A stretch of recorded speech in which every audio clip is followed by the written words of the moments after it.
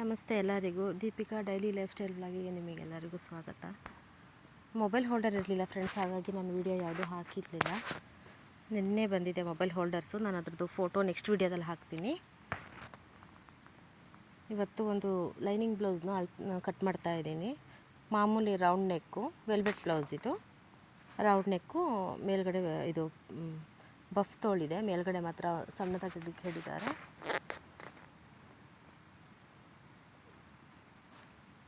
ನಾನು ಮನೆಯಲ್ಲೇ ಟೈಲರಿಂಗ್ ಕೆಲಸ ಮಾಡ್ತೀನಿ. ಮನೆ ಕೆಲಸ ಎಲ್ಲ ಮುಗಿಸ್ಕೊಂಡು ಡೈಲಿ ಹಗಲೊತ್ತೆ ಕಟ್ಟಿಂಗ್ ಮಾಡ್ಕೊಂಡು ಕೂತೆ ಅಂದರೆ ಏನಿಲ್ಲ ಅಂದರೂ 2-3 ಬ್ಲೌಸ್ ಮಾತ್ರ ಹೊಲಿತೀನಿ. ಸಂಜೆ ಮತ್ತು ಮಕ್ಕಳು ಶಾಲೆಯಿಂದ ಬಂದಮೇಲೆ ಅವ್ರ ಕಡೆ ಸ್ವಲ್ಪ ಗಮನ ಕೊಡಬೇಕಾಗತ್ತೆ.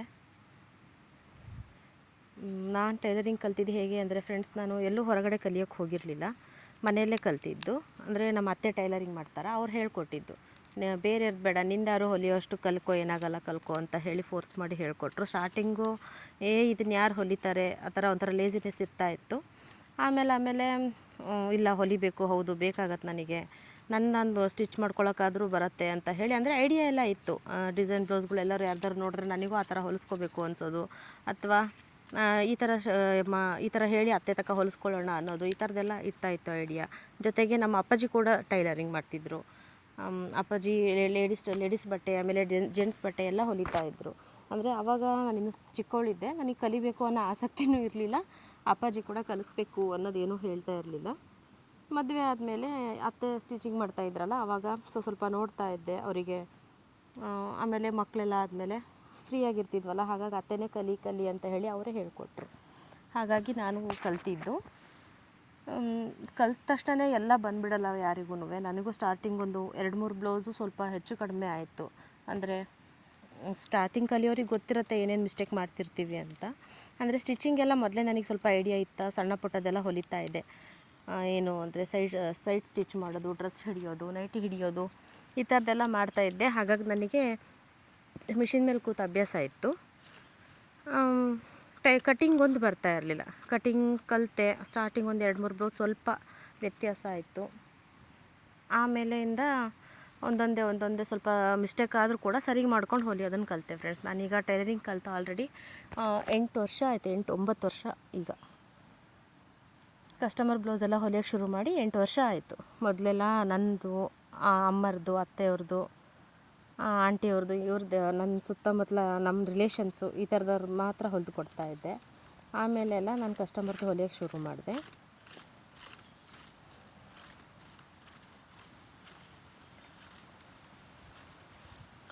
ಕಟಿಂಗ್ ಕೂಡ ಮೊದಲು ಬೇರೆ ಥರ 4 ಫೋಲ್ಡ್ ಮಾಡ್ಕೊಂಡು ಕಟ್ ಮಾಡ್ತಾಯಿದ್ವಿ. ಇವಾಗ ಬ್ಯಾಕ್ ಪೋರ್ಷನ್ ಫಸ್ಟ್ ಕಟ್ ಮಾಡ್ಕೊಳ್ತೀನಿ ನಾನು. ಆಮೇಲೆ ಫ್ರಂಟು ಆರ್ಮೋಲಿಗೆಲ್ಲ ಬ್ಯಾಕ್ ಪೋರ್ಷನಿಂದ ಹಳ್ಕೊಂಡು, ಆಮೇಲೆ ಅರ್ಧ ಇಂಚ್ ಮಾತ್ರ ಡೌನ್ ತೊಗೊಂಡು ಶೇಪ್ ತೆಗಿತೀನಿ.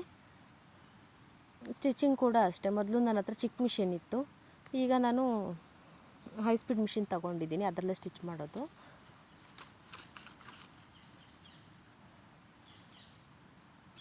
ಪ್ರತಿಯೊಬ್ಬರದ್ದು ಕಟಿಂಗು ಆಗಿರ್ಬೋದು ಅಥವಾ ಸ್ಟಿಚಿಂಗ್ ಆಗಿರ್ಬೋದು, ಈಗ ಬೇರೆಯವ್ರು ಯಾರ್ದಾದ್ರು ಕಟಿಂಗ್ ನೋಡಿದಾಗ ನಮಗೆ ಸರಿ ಅನಿಸ್ತಿರುತ್ತೆ, ಅಥವಾ ನಮ್ದು ಏನಾದ್ರು ಮಿಸ್ಟೇಕ್ ಇದ್ದಾಗ ಏನಾದ್ರು ಕೇಳಿದಾಗ, ಯಾರ ಹತ್ರನಾದರೂ ಈ ಥರ ಮಿಸ್ಟೇಕ್ ಆಗ್ತಾಯಿದೆ ಅಂದರೆ ಹೊಲಿಯೋರ ಹತ್ರ ಆಗಿರ್ಬೋದು, ಅಥವಾ ಯಾವ್ದಾದ್ರು ವೀಡಿಯೋಸಲ್ಲಿ ನೋಡ್ತಾ ಇರ್ಬೋದು. ಅವಾಗ ನೋಡಿದಾಗ ನಮ್ಮ ಮಿಸ್ಟೇಕ್ ಇದ್ದಿದ್ದನ್ನು ನಾವು ನೋಡಿದ್ವಿ ಅಂದರೆ ಅದು ನಮಗೆ ಹೌದು, ನಾನು ಈ ಥರ ಮಾಡಿದ್ದೀನಿ, ಇದು ಸರಿ ಅನಿಸುತ್ತೆ.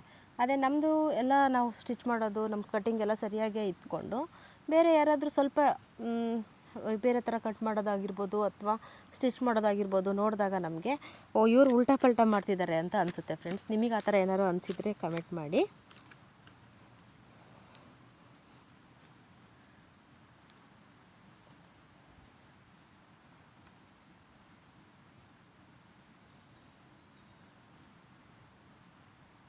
ಮೊದಲು 4 ಫೋಲ್ಡ್ ಹಾಕ್ಕೊಂಡು ಕಟ್ ಮಾಡ್ತಾ ಇದ್ವಿ, ಇವಾಗ ಸಿಂಗಲ್ ಫೋಲ್ಡಲ್ಲೇ ಕಟ್ ಮಾಡ್ತೀನಿ ನಾನು.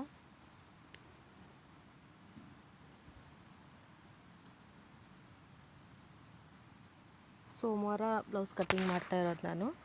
ಸೋಮವಾರ 2 ಬ್ಲೌಸ್ ಸ್ಟಿಚ್ ಮಾಡಿದ್ದೀನಿ, 2 ಬ್ಲೌಸ್ ಕಟ್ಟಿಂಗ್ ಮಾಡಿದೆ. 1 ಬ್ಲೌಸ್ ಮಾತ್ರ ವೀಡಿಯೋ ಮಾಡಿಕೊಂಡೆ ಕಟ್ ಮಾಡ್ತಾ ಇದ್ದಿದ್ದು. ಫುಲ್ ಮಾಡಿದ್ದೀನಿ ಹಾಕೋಣ ಅಂತ ಹೇಳಿ.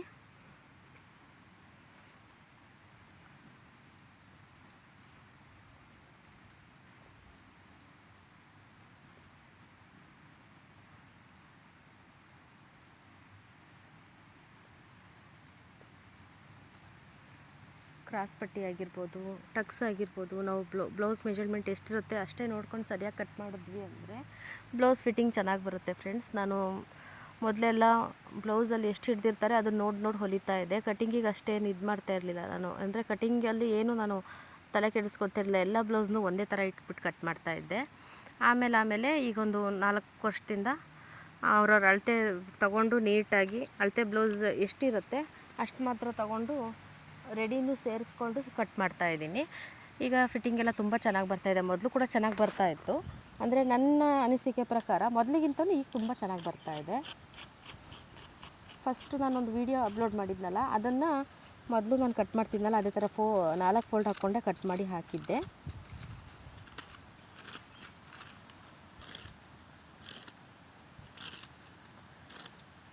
ಸ್ಲೀವ್ಸ್ ಕಟ್ಟಿಂಗ್ ಆಗಿರ್ಬೋದು, ಸ್ಲೀವ್ಸ್ ಕಟ್ಟಿಂಗ್ ಲಾಸ್ಟ್ ಟೈಮ್ ನಾನು ಈಸಿ ಮೆಥಡ್ ಹಾಕಿದ್ದೆ. ನಾನು ಕಟ್ ಮಾಡೋ ಥರ ನನಗೆ ಈಸಿ ಮೆಥಡ್ ಅದು. ಸ್ಲೀವ್ಸು 1 ಇಂಚು ಗಿಡ್ಡ ಮಾಡಿ ಅಂತ ಹೇಳಿದರು ಅವರು ಕಸ್ಟಮರು. ಹಾಗಾಗಿ ನಾನು ಸ್ವಲ್ಪ ಕಡಿಮೆನೇ ತಗೊಂಡಿದ್ದೀನಿ. ಬಫ್ ಹೇಳಿದರು. ರೆಡಿ ಕಟಿಂಗ್ ಎಷ್ಟಿರುತ್ತೆ ಬ್ಲೌಸ್ದು ಅದರ ಅರ್ಧದಷ್ಟು ಮೇಲ್ಗಡೆ 2 ಇಂಚಿಗೆ ತಗೊಂಡಿದ್ದೀನಿ. ಫ್ರಂಟ್ ಶೇಪಿಗೆ ಸ್ವಲ್ಪ ಗುರ್ತು ಹಾಕ್ಕೊಂಡು ಅರ್ಧ ಇಂಚ್ ಎಕ್ಸ್ಟ್ರಾ ತೆಗಿತಾ ಇದ್ದೀನಿ ನಾನು. ನೋಡ್ತಾ ಇರ್ಬೋದು ವೆಲ್ವೆಟ್ ಬಟ್ಟೆ ತುಂಬ ಜಾರ್ತಾ ಇದೆ. ಸ್ಟಿಚಿಂಗ್ ಕೂಡ ಅಷ್ಟೇ ತುಂಬ ಜಾರ್ತಾ ಇತ್ತು.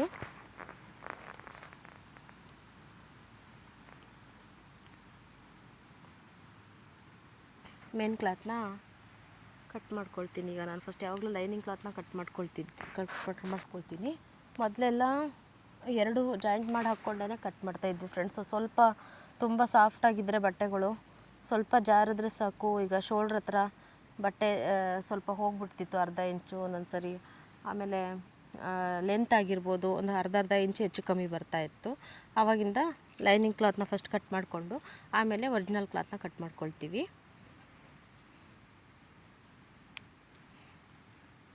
ಕಟ್ಟಿಂಗ್ ಎಲ್ಲ ಮುಗೀತು. ಬಟ್ಟೆಗಳು ನಮಗೆ ಹೊಲಿಯೋಕ್ಕೆ ಈಸಿ ಆಗೋ ಹಾಗೆ ಅಂದರೆ ನಾನು ಫಸ್ಟು ಕ್ರಾಸ್ ಪಟ್ಟಿ ರೆಡಿ ಮಾಡ್ಕೊಳ್ತೀನಿ. ಆನಂತರ ಸ್ಲೀವ್ಸು ಅಥವಾ ಫ್ರಂಟು ಟಕ್ಸ್ ಎಲ್ಲ ರೆಡಿ ಮಾಡ್ಕೊಳ್ತೀನಿ. ಆಮೇಲೆ ಬ್ಯಾಕ್ ಬಟ್ಟೆ ರೆಡಿ ಮಾಡಿಕೊಂಡು ಶೋಲ್ಡರ್ ಜಾಯಿಂಟ್ ಮಾಡಿ ಸ್ಲೀವ್ಸ್ ರೆಡಿ ಮಾಡಿಬಿಡ್ತೀನಿ. ನಾವು ಕಟ್ ಮಾಡಿದ ಬಟ್ಟೆನ ನಮ್ಮ ಕೈಗೆ ಬೇಗ ಯಾವ್ದು ಫಸ್ಟ್ ಹೊಲಿತೀವಿ ಆ ಥರ ನೀಟಾಗಿ ಫೋಲ್ಡ್ ಮಾಡಿ ಇಟ್ಕೊಂಡ್ರೆ ಫ್ರೆಂಡ್ಸ್ ಆಗಲೆಲ್ಲ ಹುಡ್ಕೋದು ತಪ್ಪತ್ತು ನಮಗೆ. ಬ್ಲೌಸು ಒಂದು 3/4 ವಸಿಯಷ್ಟು ಸ್ಟಿಚ್ ಮಾಡಾಗಿತ್ತು. ಫೈನಲ್ ಟಚ್ ಮಾತ್ರ ಇತ್ತು. ಅಷ್ಟರಲ್ಲಿ ಫ್ರೆಂಡ್ಸ್ ಜೊತೆ ಸ್ವಲ್ಪ ಆಚೆ ವಾಕಿಂಗ್ ಹೋಗ್ಬಿಟ್ಟು ಬಂದೆ. ಸಂಜೆ 5:30 ಟೈಮಲ್ಲಿ ವಾಕಿಂಗ್ ಹೋಗ್ಬಿಟ್ಟು ಬಂದು ಬ್ಲೌಸ್ ಫಿನಿಷ್ ಮಾಡಿದ್ದೀನಿ. ನೋಡಿ ಫ್ರೆಂಡ್ಸ್ ಹೇಗೆ ಬಂದಿದೆ ಹೇಳಿ. ಬ್ಲೌಸ್ ಫಿನಿಷ್ ಮಾಡಿ ಆಮೇಲೆ ಅಡುಗೆ ಮಾಡ್ಲಿಕ್ಕೆ ಹೋದೆ ಮಕ್ಕಳಿಗೆ ಓದಿಸ್ಕೊಡ್ತಾ. ರಾತ್ರಿ ನಾನು ಇವತ್ತು ಆಲೂಗೆಡ್ಡೆ ಬಜ್ಜಿ ಮಾಡಿದ್ದೆ. ಮೊದಲು ಆಲೂಗೆಡ್ಡೆ ಸ್ವಲ್ಪ ಟೊಮೊಟೊ ಮೆಣಸಿನ್ಕಾಯಿ ಎಲ್ಲ ಬೇಯಿಸ್ಕೊಂಡು ಆಮೇಲೆ ಬೇಯಿಸಿದ ಟೊಮೊಟೊ ಹಸಿಮೆಣಸು ಬೆಳ್ಳುಳ್ಳಿ ಕೊಬ್ಬರಿ ಮಿಕ್ಸಿ ಜಾರಲ್ಲಿ ಗ್ರೈಂಡ್ ಮಾಡ್ಕೋಬೇಕು. ನಾನಿಲ್ಲಿ ಹಸಿಮೆಣಸು ಖಾರ ಕಡಿಮೆ ಇತ್ತು ಅಂತ ಸ್ವಲ್ಪ ಇದು ಖಾರದ ಪುಡಿ ಮತ್ತು ಸ್ವಲ್ಪ ಧನಿಯಾ ಪೌಡ್ರ್ ಆ್ಯಡ್ ಮಾಡ್ಕೊಂಡಿದ್ದೀನಿ. ಬೆಳ್ಳುಳ್ಳಿ ಕೊಬ್ಬರಿ ಹಾಕ್ಕೊಳ್ತಾ ಇದ್ದೀನಿ. ಕೊತ್ತಂಬರಿ ಇದ್ದರೆ ಹಾಕ್ಬೋದಿತ್ತು, ಕೊತ್ತಂಬರಿ ಇರಲಿಲ್ಲ ಹಾಗಾಗಿ ನಾನು ಹಾಕಿಲ್ಲ. ಆಮೇಲೆ ಮಿಕ್ಸರಲ್ಲಿ ಗ್ರೈಂಡ್ ಮಾಡ್ಕೊಂಡ್ಮೇಲೆ ಉಪ್ಪು ಕೂಡ ನಾನು ರುಬ್ಲಿಕ್ಕೆ ಹಾಕ್ತಾಯಿದ್ದೀನಿ. ಎಲ್ಲ ಗ್ರೈಂಡ್ ಮಾಡಿಕೊಂಡು ಒಂದು ಪಾತ್ರೆಯಲ್ಲಿ ಒಗ್ಗರಣೆಗೆ ಇಟ್ಕೊಂಡು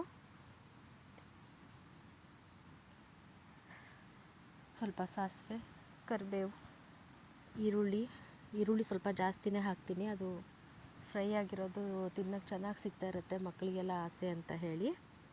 ನೋಡ್ತಾ ಇರ್ಬೋದು ಎಲ್ಲ ಒಗ್ಗರಣೆ ಹಾಕ್ಕೊಂಡು ಒಗ್ಗರಣೆಗೆ ಡೈರೆಕ್ಟಾಗಿ ರುಬ್ಬಿದ ಖಾರ ಹಾಕ್ತೀನಿ. ಈರುಳ್ಳಿ ಎಲ್ಲ ಫ್ರೈ ಆದಮೇಲೆ ಆವಾಗ ಸ್ವಲ್ಪ ಹಸಿ ಘಮ ಏನಿರುತ್ತೆ ಎಲ್ಲ ಹೋಗುತ್ತೆ. ಎಣ್ಣೆಯಲ್ಲಿ ಬೇಗ ಫ್ರೈ ಆದರೆ ಹೆಚ್ಚು ಕುದಿಸೋದೇನು ಬೇಡ. ಆಲೂಗಡ್ಡೆ ಎಲ್ಲ ಮೊದಲೇ ಬೇಯಿಸಿ ಸಿಪ್ಪೆ ತೆಗೆದಿಟ್ಟಿದ್ದೀನಿ ನಾನು. ಈರುಳ್ಳಿಗಳು ಚೆನ್ನಾಗಿ ಫ್ರೈ ಆದಮೇಲೆ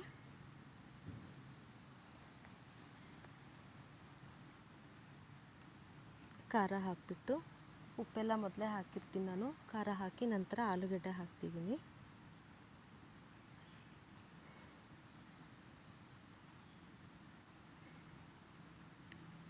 ಪಕ್ಕದಲ್ಲಿ ಇನ್ನೊಂದು ಒಲೆ ಮೇಲೆ ನಾನು ಮುದ್ದೆ ಮಾಡಲಿಕ್ಕೆ ಇಟ್ಟಿದ್ದೀನಿ ಫ್ರೆಂಡ್ಸ್, ರಾತ್ರಿ ಊಟಕ್ಕೆ.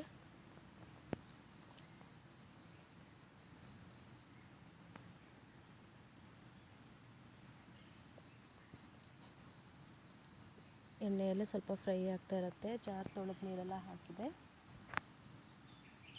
ಮತ್ತು ಕುದಿಯೋ ಅಷ್ಟರಲ್ಲಿ ನಾನು ಮುದ್ದೆಗೆ ಕೂಡಿಸ್ತಾ ಇದ್ದೀನಿ.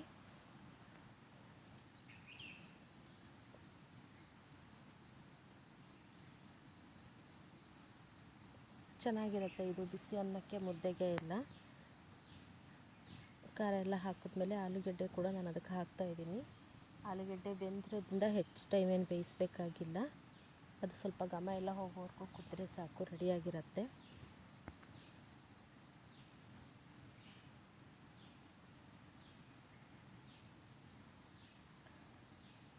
ನೋಡ್ತಾ ಇರ್ಬೋದು.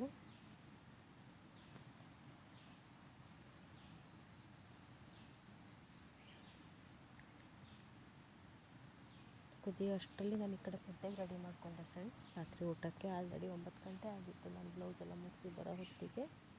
ಮಕ್ಕಳಿಗೂ ಸ್ವಲ್ಪ ಓದಿಸ್ಕೊಡೋದಿರುತ್ತೆ ರಾತ್ರಿ ಟೈಮಲ್ಲಿ. ಇನ್ನೇನು ಎಕ್ಸಾಮ್ಗಳು ಬೇರೆ ಶುರುವಾಗ್ತಾ ಇದೆ.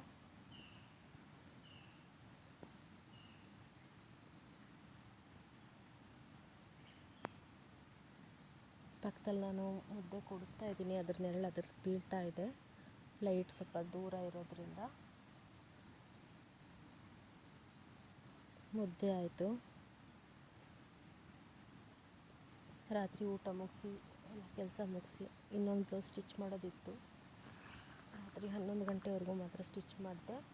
ತುಂಬ ಲೇಟ್ ನೈಟೆಲ್ಲ ಸ್ಟಿಚ್ ಮಾಡೋದಿಲ್ಲ. ತೀರಾ ಎಮರ್ಜೆನ್ಸಿ ಇದ್ದಾಗ ಮಾತ್ರ ಸ್ಟಿಚ್ ಮಾಡ್ತೀನಿ. ಊಟಕ್ಕೆ ರೆಡಿ ಆಯಿತು.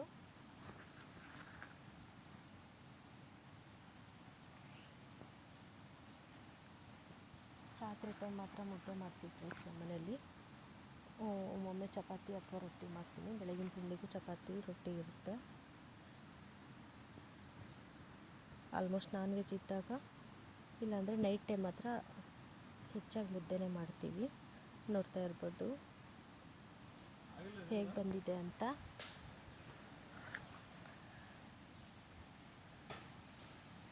ನಂತರ ಬ್ಲೌಸ್ ಸ್ಟಿಚಿಂಗಿಗೆ ಕೂತೆ, ವಿಡಿಯೋ ಮಾಡಿಲ್ಲ. ನೈಟ್ ಬ್ಲೌಸ್ ಮುಗಿಸ್ದೆ ಫ್ರೆಂಡ್ಸ್. ನೈಟ್ ಸ್ಟಿಚ್ ಮಾಡಿದ ಬ್ಲೌಸ್ ನೋಡ್ತಾ ಇರ್ಬೋದು. ಸಂಜೆ ವಾಕ್ ಹೋಗಿದ್ದು ಪಿಕ್ ಇದು. Good night.